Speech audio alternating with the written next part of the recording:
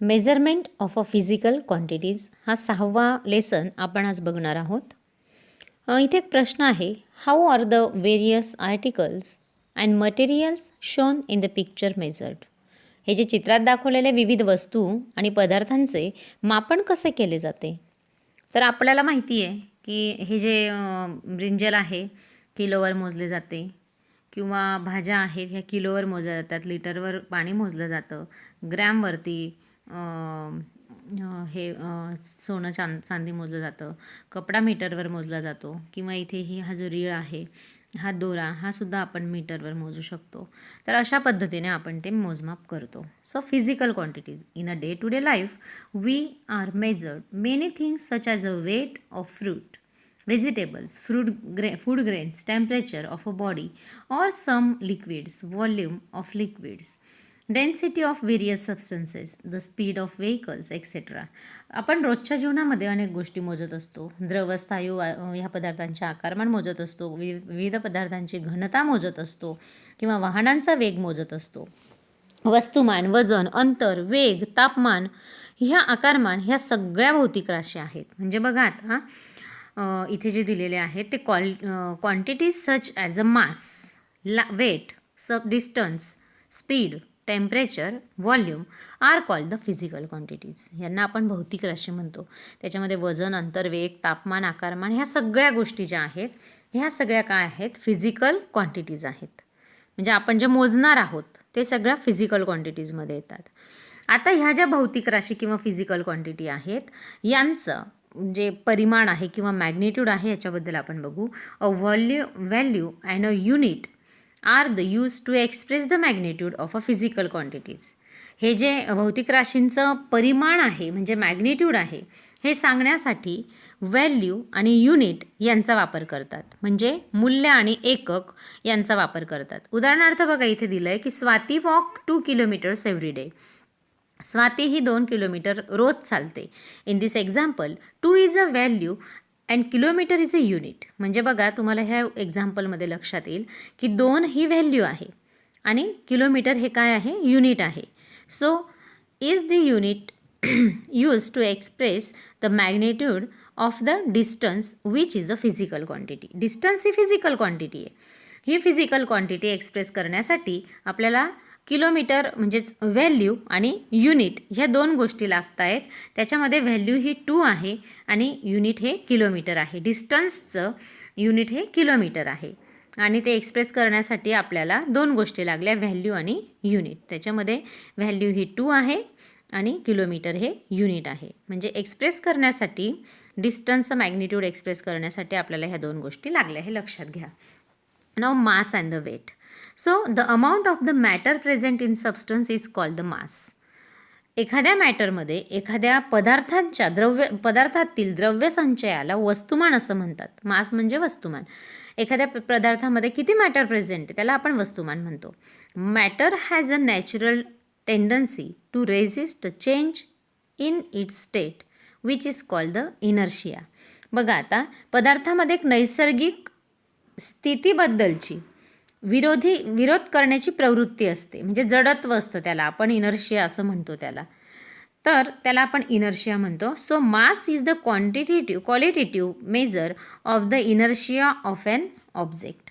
वस्तुमान हे वस्तूच्या जडत्वाचे गुणात्मक मापन आहे. म्हणजेच काय, क्वालिटेटिव्ह मेजर असं आपण त्याला म्हणत असतो. The large the mass the greater is the inertia. म्हणजे बघा की जितके वस्तुमान जास्त तितके हे जडत्वसुद्धा जास्त असतं. म्हणजे इनर्शिया जास्त असतं. वस्तुमान ही अदिश राशी आहे. Mass is a scalar quantity. आता स्कॅलर आणि वेक्टर आपण साईडला आहे ते बघणार आहोत, हे नंतर बघूया. So it does not change from place to place anywhere in the world. आपण कुठेही गेलो जगामध्ये तरीसुद्धा ह्याच्यामध्ये बदल होत नाही. Mass is the quantities mass and weight are however different. आणि जगात कुठे गेलं तरी त्याच्यामध्ये बदल होत नाही. आणि वजन या दोन भिन्न राशीत, वस्तुमान आणि वजन ह्या दोन भिन्न राशीत वेगवेगळे आहे. वस्तुमान वेगळं आहे आणि वजन वेगळं आहे. Mass and weight is the different things. So वस्तुमान आपण ग्रॅममध्ये किंवा किलोग्रॅममध्ये मोजत असतो, हे तुम्ही नीट लक्षात ठेवा. तर वेट बघूया आपण. What we measure in gram kilogram is mass and not weight. बघा आता आपण जे ग्रॅम आणि किलोग्रॅममध्ये मोजतो ते त्याचे वजन नसून वस्तुमान आहे, हे नीट लक्षात घ्या. म्हणजे वजन नाही आहे ते काय आहे, मास आहे, हे तुम्ही नीट लक्षात घ्या. So the gravitational force that act on that mass is called the weight. त्या मासवरती ग्रॅव्हिटेशन फोर्स ॲक्ट करत असेल, गुरुत्वीय बल ज्या वेळेला त्याच्यावर कार्य करतं त्याला आपण वेट म्हणत असतो, म्हणजेच वजन म्हणत असतो. So gravitational force by which the earth attract an object towards its center, it's called the weight of an object. त्या एखाद्या वस्तूला पृथ्वी ज्या वेळेला गुरुत्वीय बलाने आपल्या केंद्राच्या दिशेने आकर्षित करते त्यालाच आपण वजन असं म्हणत असतो. Therefore weight is a vector quantity. It is different at different place on earth. जसं वस्तुमान कुठेही बदलत नाही तसं मास प्रत्येक ठिकाणी बदलत असतं. वजन ही सदिश राशी आहे, म्हणजेच ती काय आहे, वेक्टर क्वांटिटी. स्कॅलर आणि वेक्टर आधी आपण बघून घेऊया इकडे. स्कॅलर म्हणजे काय, a quantity that we can completely express by its magnitude alone is called the scalar quantity. म्हणजे बघा आता जी क्वांटिटी आहे ती फक्त आणि फक्त आपण परिमाणाच्या साह्याने व्यक्त करतो त्याला आपण काय म्हणत असतो, स्कॅलर क्वांटिटी म्हणत असतो. जसं mass is a scalar quantity. तर बघा आता त्याचं एक्झाम्पल आहे, only magnitude that is a value with the unit is used to express quantity such as a length, breadth, area, mass, temperature, density, time, work, etc. Thus, we say that the length of a tunnel is 2 kilometer. The fever, means temperature, is 101 Fahrenheit, etc. म्हणजे आपण काय करतो की हे व्यक्त करताना ह्या ज्या राशी आहेत ह्या व्यक्त करताना फक्त परिमाणाचा म्हणजेच मूल्य किंवा एककाचा उपयोग करतो. मॅग्निट्यूड म्हणजेच काय, त्याची व्हॅल्यू किंवा युनिट याचाच फक्त आपण विचार करत असतो. ती अदिश राशी असते किंवा स्कॅलर क्वांटिटी असते. आता वेक्टर क्वांटिटी म्हणजे काय, the quantity that is expressed completely only when magnitude and direction are both given is called the vector quantity. आता मॅग्निट्यूड पण आहे आणि त्याच्यासोबत काय आहे, अजून डायरेक्शन पण आहे. म्हणजे बघा वरती फक्त ही जी आहे स्कॅलर क्वांटिटी ही फक्त मॅग्निट्यूडने व्यक्त होते.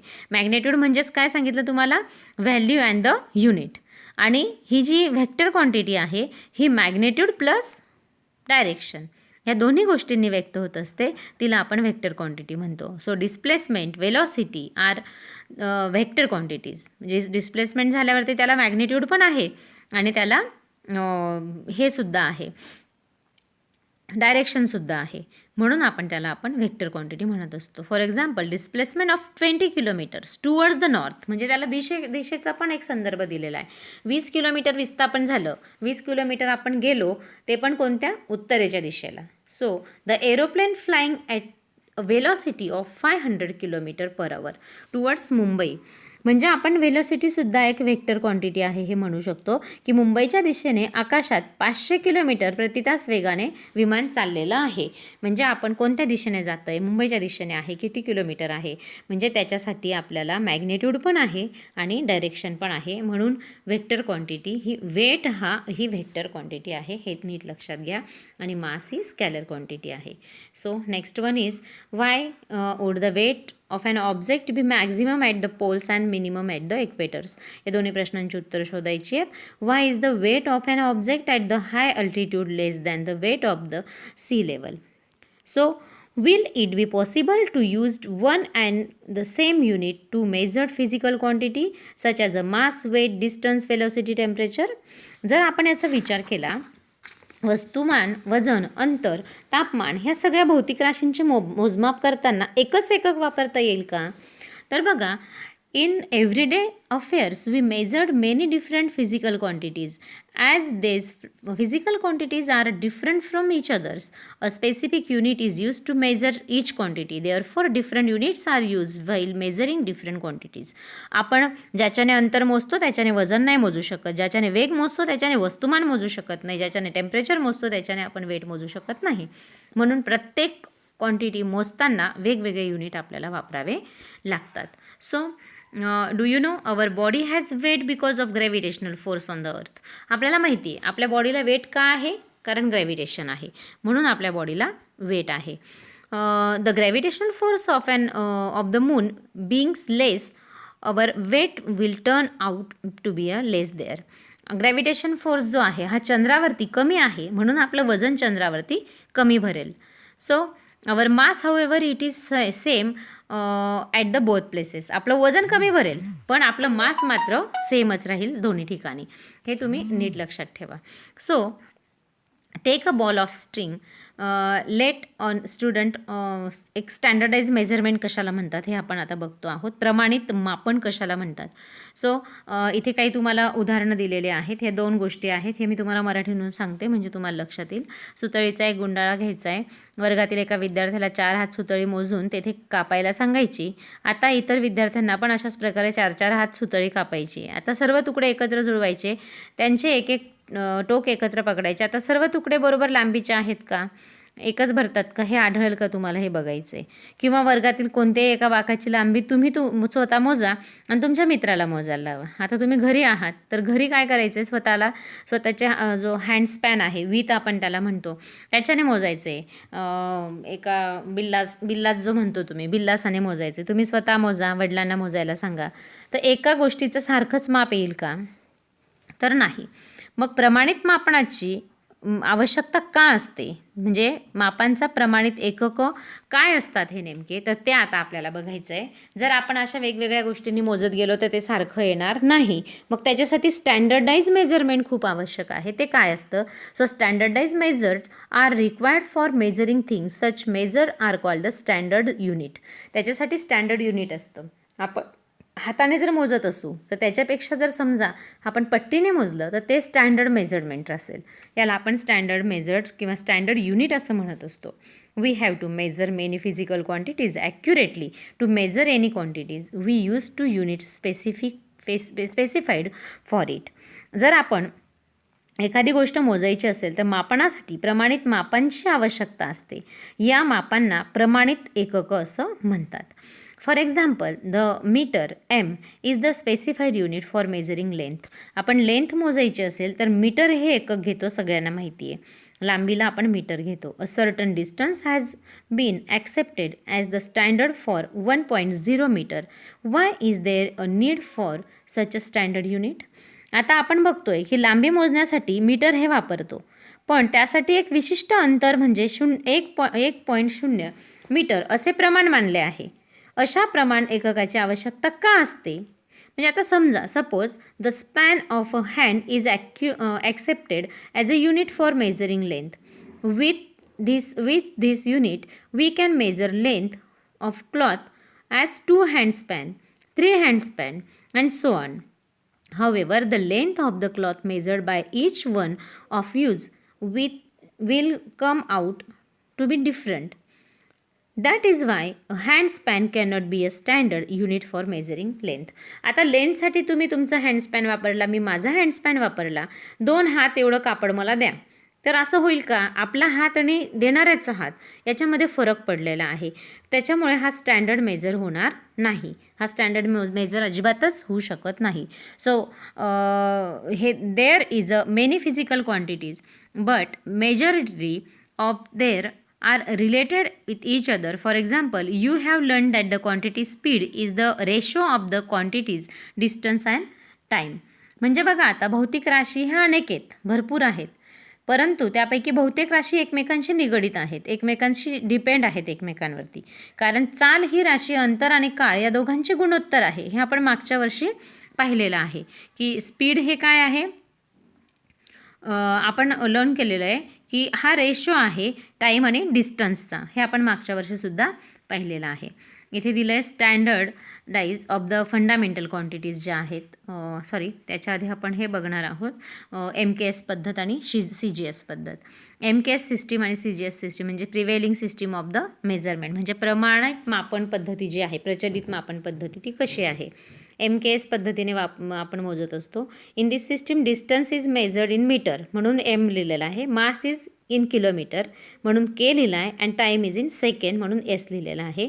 तसं CGSमध्ये काय होतं, distance is measure in centimetre म्हणून C, mass in the gram म्हणून G, and the time is in the second म्हणून S असं तिथे लिहिलेलं आहे. MKS अँड CGS हे त्यांचे शॉर्ट फॉर्म आहेत. In the MKS system of measurement distance, mass and time are accepted as the fundamental quantities. these 3 quantities are used to measure all the quantities. तुम्हाला माहिती आहे की ह्या 3च गोष्टी ज्या आहेत त्या सगळ्या क्वांटिटीज मोजण्यासाठी सफिशियंट आहेत. म्हणून distance, time and the speed ह्या 3 गोष्टी फार आवश्यक आहेत. हा चार्ट पूर्ण करा. डिस्टन्ससाठी काय वापरतात, जसं माससाठी किलोमीटर आहे आणि CGS पद्धतीमध्ये ग्रॅम आहे, तसं डिस्टन्ससाठी काय, टाईमसाठी आणि स्पीडसाठी काय हे तुम्ही लिहू शकता इथे. Work out the area of your classroom which quantities are taken into account to calculate the area.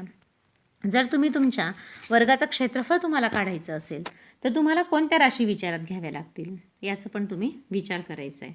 Now fundamental quantities म्हणजेच पायाभूत राशी कोणत्या आहेत. It is enough to select a few out of the many quantities and standardize their units.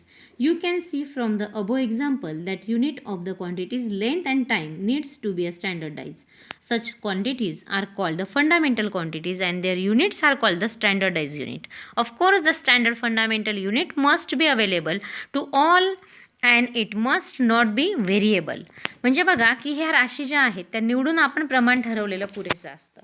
म्हणजे आपण वरचं जे उदाहरण घेतलं त्याच्यामध्ये लांबी आणि काळ या राशींचे प्रमाण ठरवणे योग्य ठरते. अशा राशींना आपण पायाभूत राशी म्हणतो. म्हणजेच काय होतं की त्यांच्या ज्या प्रमाण आहेत त्या प्रमाणास आपण पायाभूत प्रमाणसुद्धा म्हणत असतो. म्हणजे स्टँडर्डाइज मेजरमेंट असं त्याला आपण म्हणत असतो. Fundamental units and standardise measurement आपण त्याला म्हणत असतो. म्हणजेच हे प्रमाण जे आहे पायाभूत प्रमाण आहे. अर्थातच पायाभूत प्रमाण सर्वांना उपलब्ध असले पाहिजे आणि ते बदलता कामा नाही. हे जिथे तिथे सारखंच पाहिजे, व्हेरिएबल नको. आता इंटरनॅशनल सिस्टीम ऑफ युनिट बघा. And international system of unit based on 7 fundamental units called the system international. त्याला SI सिस्टीम असं म्हणतात. सिस्टीम इंटरनॅशनल म्हणून त्याला SI सिस्टीम म्हणतात. जसं आपण CGS आणि MKS बघितलं होतं तसं इथे SI सिस्टीमसुद्धा आहे. Is currently used all over the world. ही सगळ्या वर्ल्डमध्ये सेम वापरली जात असते. It is also called the metric system. त्याला आपण मॅट्रिक सिस्टीमसुद्धा म्हणत असतो. The name of symbol of the unit of fundamental quantities, length, time and the mass in this system are given in the following table. इथे तुम्हाला दिसतंय लांबी, वस्तुमान किंवा काळ, लेंथ, मास अँड टाईम. लेंथसाठी आपण काय वापरत असतो, युनिट मीटर, त्याचं सिम्बॉल M आहे. माससाठी किलोग्रॅम, त्याचं सिम्बॉल kg आहे. टाईमसाठी सेकंड, त्याचं सिम्बॉलसुद्धा आहे S. तर आता आपण बघूया standards of the fundamental quantities. पायाभूत राशींचे प्रमाण कसं असतं. So as the standard of mass, a solid cylinder made of a platinum iridium alloy is kept in the International Bureau of Weight and measured a Paris. As per the international arrangement this mass is called the kilogram. Official accurate copies of this prototype are kept in the standardising laboratories institutes all over the world. म्हणजे वस्तूंचे प्रमाण म्हणून platinum इरेडियम ह्या संमिश्राचा एक भरीव दंडगोल Paris येथील international म्हणजे आंतरराष्ट्रीय वजनमाप संस्थेमध्ये ठेवलेला आहे. एक नीट लक्षात घ्या की भरीव दंडगोल आहे किंवा सरळ असा एक ह्या पद्धतीचा एक गोल असतो. तो गोल आहे असा भरीव आहे. मात्र हा जो भरीव दंडगोल आहे हा पॅरिसमधल्या एका याच्यामध्ये ठेवलेला आहे. संस्थेच्या संमिश्र दंडगोल हा संस्थेमध्ये ठेवलेला आहे. त्याचा वस्तुमानाला 1 किलोग्रॅम असं म्हणतात. तेवढा 1 किलोग्रॅमचा आहे. ह्या अधिरूपाच्या अधिकृत अचूक अशा प्रति प्रमाणित करणाऱ्या जगभरातील प्रयोगशाळांच्या संस्थांमध्ये ह्या ठेवण्यात आलेल्या आहेत. म्हणजे तेवढा एक जो ठेवलेला आहे तो 1 किलोचा आहे आणि तो 1 किलोग्रॅम सगळीकडे वापरला जातो. त्याचं वजन सगळीकडे वापरलं जातं. 2 fine lines are engraved on the platinum iridium bar kept in the international bureaus of weight and measured at Paris. The distance between these 2 lines is accepted as the standard meter. Accurate copies of the phototype are made and distributed to standardising laboratories institutes all over the world. म्हणजे Paris येथील ह्या आंतरराष्ट्रीय संस्थेमध्ये ठेवलेल्या ज्या platinum इरेडियमच्या ह्या मिश्रणामध्ये संमिश्र जे अधिरूप आहे किंवा संमिश्र हे जे आहे त्याच्यावर त्या पट्टीवर 2 एकदम बारीक रेषा आहेत, सूक्ष्म रेषा कोरलेल्या आहेत. ह्या 2 रेषांमधील अंतर मीटर म्हणून प्रमाण मानलेलं आहे. तिथेच एक मीटर म्हणून पण प्रमाण मानलेलं आहे. या अधिरूप पट्टीच्या अचूक प्रती तयार करून जगभरात प्रमाणित करण्यातल्या प्रयोगशाळांमध्ये किंवा संस्थांमध्ये दिलेलं आहे. म्हणजे असं नाही आहे फक्त भारतामध्येच हे 1 मीटर आहे असं. हे 1 मीटर कुठेही गेलात तरी सेमच असेल, म्हणून हे स्टँडर्डाईज केलं आहे. The time required for 1 revolution of the earth is measuring by means of an accurate device. जर आपण पृथ्वीचा एका परिवलनाचा मोजमाप करायचं ठरवलं तर अचूक साधनाने तो मोजला जातो. म्हणजे काय होतं, this time is taken as 24 hours. 24 तासामध्ये ही एक फेरी पूर्ण करते. To standardised 1 second 1 hour is considered to have 60 minutes and 1 minute have the 60 seconds. म्हणजे हे 24 तास प्रमाणितच केलेले आहेत. तासांची 60 मिनटं आणि एका मिनटाचे 60 सेकंद, यावरून सेकंदसुद्धा प्रमाणित केलेले आहेत. आता हे प्रश्नांची उत्तरं तुम्ही शोधून काढायची. What is an automatic clock किंवा where is it escape, velocity, how is the velocity of the light used for determining the standard meters. तर हे तुम्ही बघू शकतात. पुढे आहे ग्रेट सायंटिस्ट. इतिहासात जर डोकावताना आपण पाहिलं तर तुम्हाला हे मी मराठीतच सांगते. मानवाला जेव्हा मोजमाप करण्याची म्हणजे मोजमापाची गरज भासू लागली तेव्हा पहिल्यांदा स्वतःच्या शरीराच्या भागांचा त्याने वापर सुरू केला. म्हणजे इजिप्तमध्ये जर आपण विचार केला तर माणसाच्या कोपरापासून मधल्या बोटापर्यंतच्या टोकापर्यंत अंतराला क्युबिट असं ते म्हणतात. प्रत्येक व्यक्तीपासून नुसार हे माप वेगवेगळे असते, म्हणून राजाच्या क्युबिट हे प्रमाण मांडण्यात आलं. आणि म्हणूनच पूर्वीपासून तसेच पूर्वी आपल्याला गुंज या मापाने सोनं तोलत असत. आईवडिलांना विचारा तुम्ही, गुंजाने सोनं मोजायचे, आता जसं ग्रॅमने मोजतात. कालमापनासाठी वाळूची घड्याळं वापरली जायची. तर अशी घड्याळं तुम्ही कदाचित पाहिलेली असावीत. आता बघा, identify the wrong method of measurement shown in the picture and explain why is wrong. तुम्हाला माहिती आहे मेजरमेंटची ही पद्धत कशी रॉंग आहे हे तुम्हाला माहिती आहे. Now important of accurate measurement. Accurate measurement का गरजेचं आहे हे आपण बघू. How accurate a measurement must be depend upon its purpose. त्याच्या कशासाठी आपण करतो आहे ह्याच्यावरती ते ॲक्युरसी डिपेंड असते. Accordingly and appropriate device has to be used for measurement of the substance that the previous of great importance and used in very small quantities is done meticulously and correctly. So कसं असतं बघा, आता जर आपण मापन कशासाठी करतो हे खूप महत्त्वाचं आहे, किंवा त्याप्रमाणे योग्य त्या साधनांचा वापर मापनासाठी करावा लागतो. म्हणजे काय, मौल्यवान म्हणजेच विशेष महत्त्वाच्या किंवा अल्प प्रमाणात वापरल्या जाणाऱ्या पदार्थांचे मोजमाप नेहमी अधिक काटेकोरपणे असतं. तंत्राच्या प्रगतीमुळे अंतर, वस्तुमान, काळ, तापमान इत्यादी राशींचे सूक्ष्म मापन हे अचूकपणे करणारी साधनं आता उपलब्ध आहेत. म्हणजे आपण विचार केला तर सोन्याचं मोजमाप आहे ते खूप अचूकपणे झालं पाहिजे. So due to the advancement in the technology, device that measured very small magnitude of the quantity like the distance, mass, time and temperature, याचं आपण अचूक मापन करतोय. For example, distance and time in the connections with very important sports competitions. म्हणजे बघा, आता sports कॉम्पिटिशनमध्ये फार गरजेचं असतं की एकदम कमी वेळामध्ये ज्यावेळेला एखादी वस्तू मायक्रोसेकंड मोजणंसुद्धा गरजेचं असतं, तर ते सुद्धा आपण व्यवस्थितपणे ॲक्युरेटली मोजू शकतो. किंवा गोल्डचं मास आहे, बॉडी टेम्परेचर आहे, ते सुद्धा ॲक्युरेटली मोजू शकतो. त्यानंतर major causes of errors measurement. मोजमाप करताना काही त्रुटी असतात, त्या कशा राहून जातात बघा. तर 2 प्रकारे आहेत. Not using the appropriate device.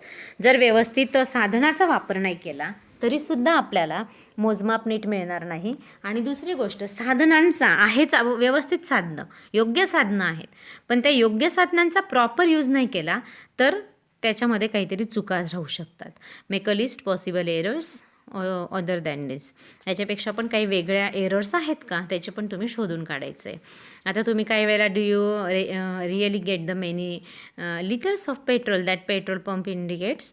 तुम्ही जेव्हा पेट्रोल पंपवर जातात तिथे दर्शवल्याप्रमाणे तुम्हाला प्रत्यक्षात तेवढी पेट्रोल मिळतं याची खात्री तुम्ही अधूनमधून करून घेता का? हे करणं खूप गरजेचं आहे, कारण बाजारामध्ये मिळणारी प्रमाणित मापनं आहेत का हे सुद्धा गरजेचं आहे. तर बघा आता तुम्ही की does the balance carry the stamp of the standardize by the department of the weight and major.